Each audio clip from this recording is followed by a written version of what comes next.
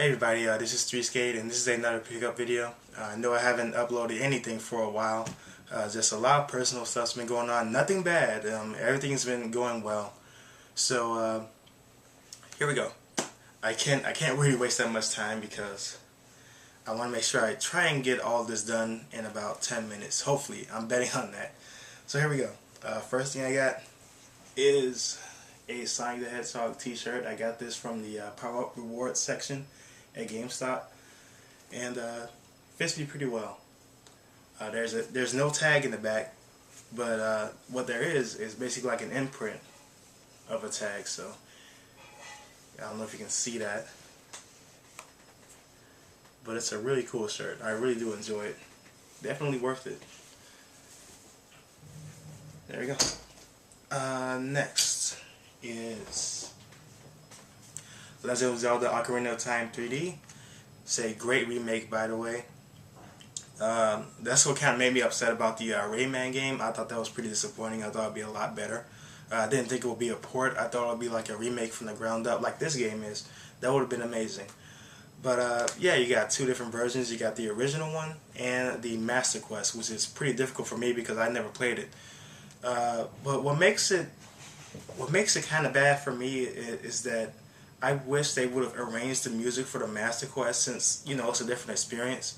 You think they would arrange it and make it, you know, orchestrate it for the Master Quest version, and then make it kind of give it kind of an old school feel for the original Ocarina of Time.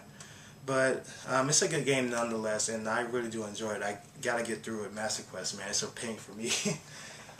Next I got is Legend of Zelda Ocarina of Time 3D, the soundtrack, and it's great. But here's the thing that I didn't understand, is that with Club Nintendo, they didn't, they were going all over the place with this whole soundtrack thing. I don't know why they underestimated the people who like Zelda. I mean, they said, oh, it's going to be a limited amount of copies, and their like whole server just went haywire. Like the whole Club Nintendo server was just busy all day. And plus their customer service was going crazy too. So now they're starting to really think with common sense and start letting people who actually bought the game pretty much a few days after its release, they all get these copies. So that's what they should have done, but for some reason they didn't. So I guess we all win anyway. So yeah, it's all good. Next is the game that I talked about last time, but I never showed you the case because I forgot. I forgot to bring it. But it's Samurai Warriors Chronicles, and it's a really, really good game. There's a lot of stuff here, a lot of Street Pass content, well, Spot Pass content. There's also Street Pass, by the way. You run into other people, you don't like literally battle them, but you have like this little battle where you can just watch and see if your character wins or loses and kind of things like that. I think you get extra items if you win or lose, so it's a win-win either way because you get to have items that you didn't have before. And also there's these little contents where you can go to different areas and you're supposed to defeat like emperors and pretty much people who are like in control of the main leaders, and you're supposed to go after them. You start unlocking different power-ups for your swords. So your sword would have like thunder-based elements, and then you have like water and wind and all these other cool elements that you can attach to the sword. There's power swords where of course there's nothing but increase your attacks. Speed swords that make it faster, but of course not as strong as the powerful ones, and things like that. So it's a really good game. There's tons of gameplay hours you're going to put into this. It's really good. Next up is Golden Sun Dog Dawn for the DS, and I was actually recommended from a friend because I was going to GameStop with this friend, and he told me to get this because it's a really good series. And I said, alright, I'll pick it up. So I started playing, and it's really good. It's a really good RPG. It's a turn-based RPG, by the way.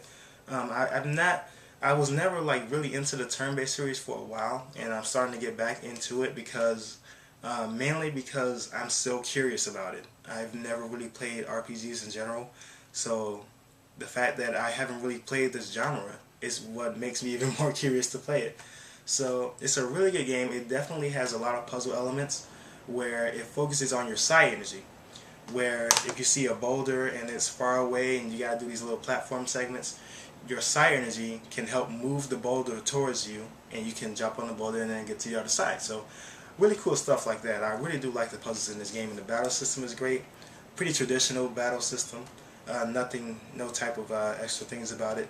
Love the cutscenes, by the way. There's some special cutscenes that you use when you collect these certain items, and it's really cool to watch. I watch them all the time. I don't even skip them. It's really cool to see. So at this point, I really do enjoy this game. Definitely worth the pickup.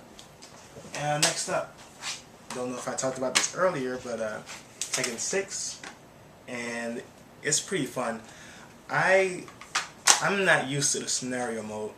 I'm so used to the arcade mode where you just pick your character, play arcade, and you're done. But now it's like scenario mode where there's actually like a story behind it. It's kind of weird to get used to, but I guess you can get along with it. There's also a scenario co-op where you can co-op with your friends, and it's ultimately really fun. It's really fun to do that. But other than that, it's a very fun fighting game, and it's really good.